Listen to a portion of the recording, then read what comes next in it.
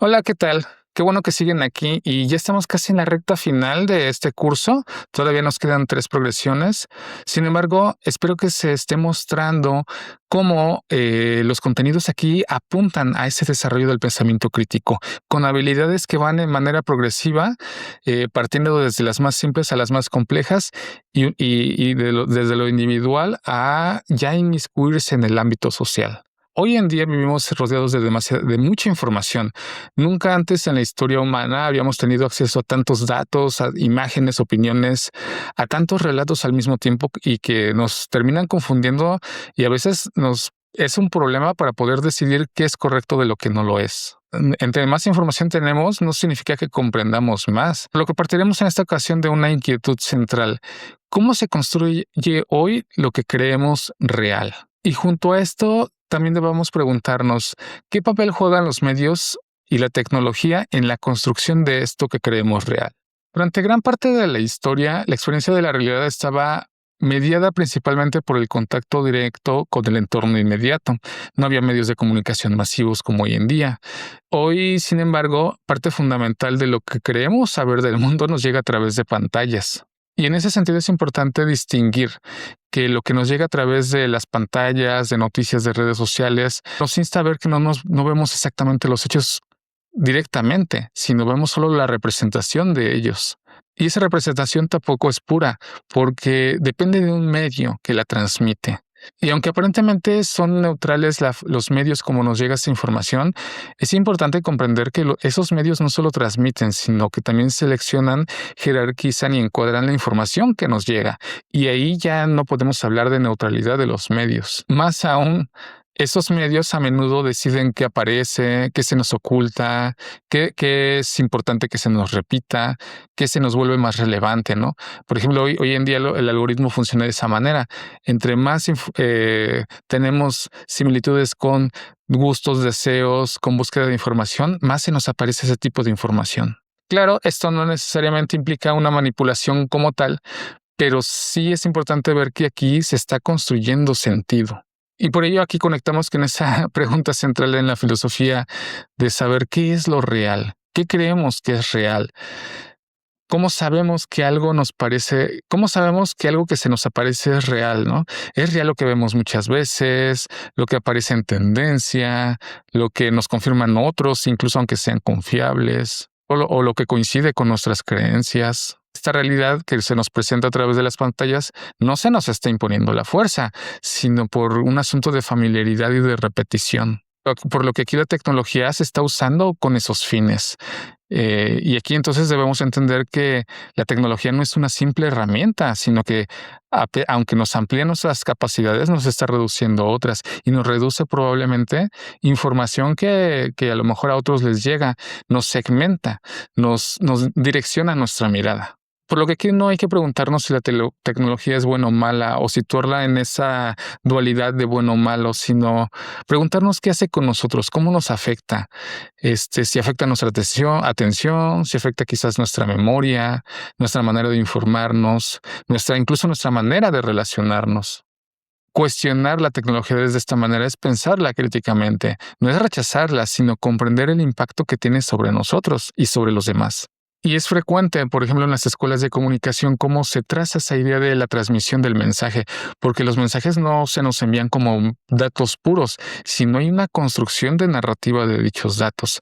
La forma en que se cuenta algo influye, influye profundamente en cómo lo interpretamos. Cuando comunicamos, damos una historia, identificamos emisores, hay una intención, ¿no? de dicho mensaje, lo situamos en un contexto. Si bien otra persona puede contar el mismo suceso, puede que la narrativa incluso cambie. Y eso es construcción de sentido. Por ello, para analizar críticamente los mensajes, las narrativas, los medios, es importante preguntarnos, ¿quién está diciendo esto que estoy recibiendo? ¿Desde dónde lo está narrando? ¿Y para quién? ¿Cuál es el objetivo? Y esto, de alguna manera, es entender conscientemente qué es lo que está pasando. No es negarlo, es comprenderlo desde sus propias dimensiones. Una información que nos llega a indignar por la narrativa en la como está construida, inmediatamente lo podemos compartir, reaccionar impulsivamente, enojarnos, ¿no? Lo que es importante aprender a detenernos antes de compartir un mensaje o antes de indignarnos, porque no sabemos las intenciones que hay subyacentes. Estas preguntas nos permiten pensar críticamente y tener un papel activo en los medios de comunicación, en los mensajes que nos llegan. El hecho de aplicar este tipo de habilidades implica que estamos desarrollando una lectura activa y no pasiva. No estamos recibiendo las cosas tal y como nos llegan y aceptarlas así como llegaron, sino tenemos ese papel como lectores críticos y activos.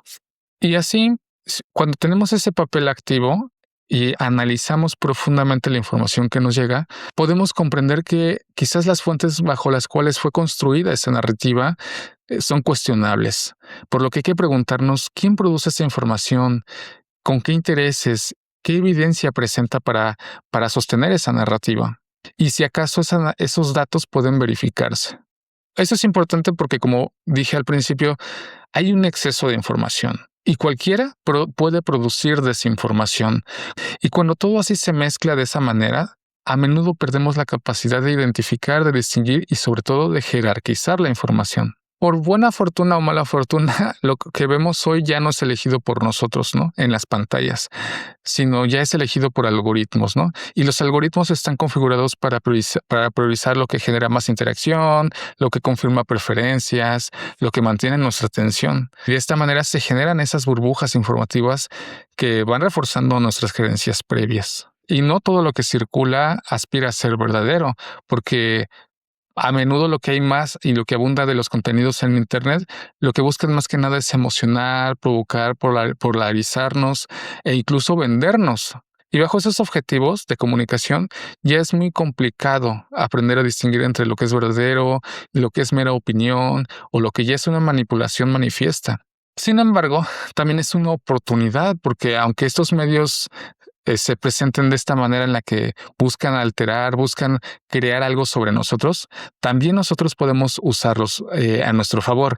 Porque, por ejemplo, los medios sí nos informan, sí nos conectan, nos ayudan a conectarnos entre nosotros, sí ayudan a visibilizar problemas, y amplían voces que antes no eran escuchadas. Y eso es importante porque como lectores críticos y no consumidores pasivos, podemos llegar a este punto en el que reconocemos a los medios como necesarios, como configuradores de realidades, pero también que nosotros podemos usarlos a nuestro favor. Para finalizar, es importante comentar que la realidad actual está profundamente mediada por la tecnología y la comunicación y no podemos salir de ella aunque queramos.